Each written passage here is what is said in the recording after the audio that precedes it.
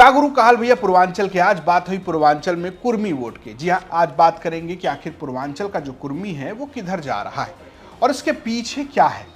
क्या ये एक प्लानिंग है कि इस बार बीजेपी अखिलेश यादव के पीडीए में कुर्मी वोटों में सेंधमारी करेगी?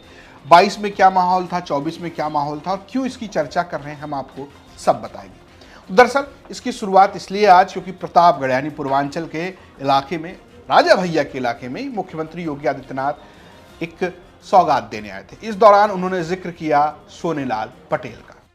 कोई 17 के पहले सोचता था कि प्रतापगढ़ में मेडिकल कॉलेज बनेगा। आज प्रतापगढ़ में यहां पर डॉक्टर सोनेलाल पटेल जी के नाम पर एक भव्य मेडिकल कॉलेज प्रतापगढ़ के पास। जी हाँ, सोनेलाल पटेल पूर्वांचल की वो शख्सियत है जिनके इर्द गिर्द कुर्मी पॉलिटिक्स घूमती रही है। सोनेलाल पटेल ने बसपा से अलग होकर सबसे पहले अपनी पार्टी अपना दल बनाया। ये पार्टी लगातार संघर्ष करती रही, पटेल और कुर्मी सियासत की बात करती रही। जब वो सब कुछ कर रहे थे तब कहीं बेनी प्रसाद वर्मा और कई छोटे छोटे नेता समाजवादी पार्टी बसपा की तरफ से कुर्मी पॉलिटिक्स करते रहे।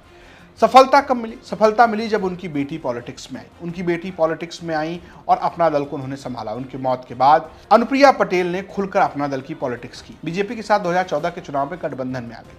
अपना दल को 2 सांसद मिले और आगे चल के अनुप्रिया पटेल प्रधानमंत्री नरेंद्र मोदी की सरकार में मंत्री बनी। 2017 के चुनाव में भी अपना दल ने बड़ा अच्छा प्रदर्शन किया, लेकिन 22 आते आते ये मामला ढलने लगा और 24 में स्थिति थोड़ी बुरी हो गई। अगर आप 22 में देखेंगे तो कुर्मी एमएलए की संख्या लगभग 30 से 40 थी, जिसमें बीजेपी के 27 थे और 12 से 13 जो हैं वो करीबन समाजवादी पार्टी के थे, बाकी अन्य के थे।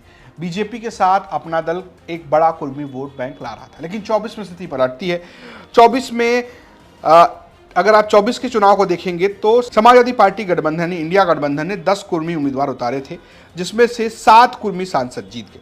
बीजेपी के पास पंकज चौधरी चुनाव जीते और अनुप्रिया पटेल जीती। अगर आप देखेंगे तो करीबन 3 से 4 सांसद जो है वो भी बीजेपी गठबंधन जीते। अनुप्रिया पटेल को झटका ये लगा कि वो जो दो उनके सांसद हुआ करते थे, मिर्जापुर में वो बड़े कम मार्जिन से चुनाव जीती और वहीं बगल की सीट जो सोनभद्र थी वहां पर उनके सहयोगी चुनाव हार गए। कुल मिलाकर ये है कि एक किस्म से कुर्मी वोटों को लेकर खूब रस्साकसी होने लगी है। इस बीच इस पूरे मामले में जो बड़ा पासा फेंका वो फेंका ओम प्रकाश राजभर ने। ओम प्रकाश राजभर लगातार सोनेलाल पटेल को लेकर अखिलेश यादव को टारगेट कर रहे हैं। ओपी राजभर अपने तरीके से सोनेलाल पटेल को लेकर अखिलेश यादव को टारगेट करते हैं और लिखते हैं, गुड मॉर्निंग अखिलेश यादव जी, आपको क्या हो गया है अखिलेश जी? एक गलती को छुपाने के लिए दूसरी गलती, ना ये मत कीजिए मेरे मित्र आप। अरे हमने आपसे कहा कि आपने डॉक्टर सोनेलाल जी को याद नहीं किया तो आप दबाव में आकर उन्हें सम्मान का दिखावा करने लगे। हमारे कुर्मी भाइयों से आप झूठ बोले, ये अच्छा लगता है क्या? कुर्मी भाइयों से बोला गया आपका झूठ क्या था, आइए सबको बताते हैं। सामाजिक न्याय के प्रमुख पुरोधार श्रद्धेय डॉक्टर सोनेलाल पटेल जी की जयंती का मुद्दा आपके मित्र ओम प्रकाश ने उठा दिया।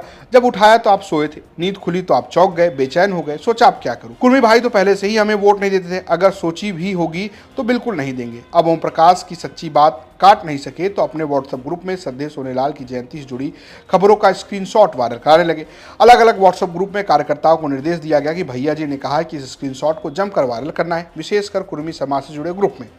चालाकी से स्क्रीनशॉट का तारीख घटा दिया जिससे लगे कि राजा बाबू ने श्रद्धेय डॉक्टर सोनेलाल की जयंती मनाई थी। मत कीजिए अखिलेश जी, ऐसा मत कीजिए, आप मित्र हैं इसलिए सुझाव दे रहा हूं। आखिर क्या मिल जाता है आपको झूठ प्रसारित करने से? अरे मान लीजिए यादव और मियाँ भाई के अलावा आप किसी को नायक नहीं मानते, इसमें हर्ज क्या है? सच थोड़ी न बदल जाता है। और आपको क्या लगता है कि मेरे कुर्मी भाई मूर्ख है? 2 जुलाई 2023 को जिस खबर को असली तारीख छुपाकर 26 बताकर स्क्रीनशॉट व्हाट्सएप ग्रुप में प्रसारित कर रहे हैं, मैं उसका लिंक कमेंट बॉक्स में डाल रहा हूं, पढ़ लीजिएगा। ओम प्रकाश अपने कुर्मी भाइयों के साथ ठगी नहीं करने देगा। राजनीति के जमाने में ट्विटर, एसीपीसी और व्हाट्सएप का अब नहीं रहा, लेकिन आपके सारे पाप का पर्दाफाश यही करूंगा। जय भारत, जय भीम, जय श्री कृष्ण, जय महाराजा सुहेल देव। कुल मिलाकर ओम प्रकाश राजभर ने पहले आरोप लगाया कि अखिलेश यादव ने सोनेलाल की जयंती नहीं मनाई और बाद में उसको लेकर एक और पोस्ट किया और वो लगातार इस मामले पर घेरते नजर आ रहे हैं। अगर आप देखेंगे तो कुर्मी वोटों का प्रभाव पूर्वांचल से लेकर अवध तक कई क्षेत्रों में है। ये वोट अलग अलग तरीके से पड़ता रहा है, अलग अलग नेता भी हैं। जैसे कि पूर्वांचल की बात करेंगे तो आपको पल्लवी पटेल और अपना दल की अनुप्रिया पटेल जैसे नेता नजर आते हैं। वहीं पर जैसे ही आप थोड़ा अवध की तरफ बढ़ेंगे तो आपको लालजी वर्मा जैसे, राम प्रसाद चौधरी जैसे नेता नजर आते हैं। बाबू बेनी प्रसाद वर्मा का परिवार भी इस पॉलिटिक्स में सक्रिय है। वहीं बीजेपी की तरफ से आपको पंकज चौधरी नजर आएंगे, तो विनय कटियार जैसे नेता भी नजर आते हैं। वहीं अगर संतोष गंगवार का मामला हो, आगे बढ़ेंगे तो आपको और कुर्मी वोटर नजर आते हैं, जैसे कि बुंदेलखंड से स्वतंत्र देव सिंह। कुल मिलाकर दोनों तरफ कुर्मी नेताओं की भरमार है। बात है कि किसे वोट मिलेगा। लगातार ओम प्रकाश राजभर अखिलेश यादव को निशाने पर लेते रहे और इस मामले पर भी निशाने पर लिया। इसको लेकर अखिलेश यादव ने एक जवाब भी दिया है, उसे भी आप देख लीजिए। ये सामाजिक न्याय के राज की स्थापना की लड़ाई बहुत बड़ी है, इसलिए मैंने कहा कि कुछ लोगों की बार्गेनिंग पावर जीरो हो गई है। बीजेपी चमत्कारी है, चालबाज पार्टी है, होशियार लोग हैं उसमें। वो जानते हैं कि किससे क्या बुलवाना है, किसको क्या लिख के भिजवाना है। अखिलेश यादव का ये जवाब खूब चर्चा में रहा। सामाजिक न्याय की बात हो रही है और कुर्मी वोटों पर सबका निशाना है। एक और दिलचस्प बात है, पल्लवी पटेल अभी किसी खेमे में नहीं है। 2024 के चुनाव में उनका गठबंधन ओवैसी के साथ था। उन्होंने एक पीडीएम नाम से अपना संगठन गठबंधन बनाया था।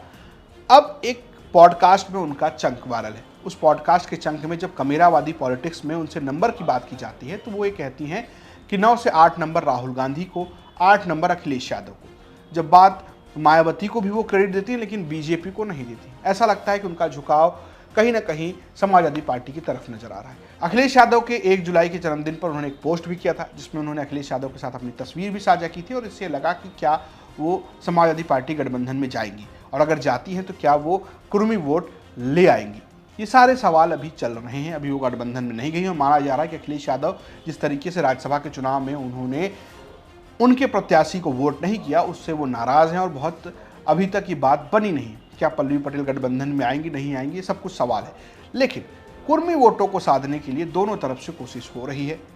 जिस प्रतापगढ़ में योगी आदित्यनाथ ने सोनीलाल पटेल का नाम लिया, उस प्रतापगढ़ के सांसद भी पटेल हैं और एसपी सिंह पटेल समाजवादी पार्टी के हैं।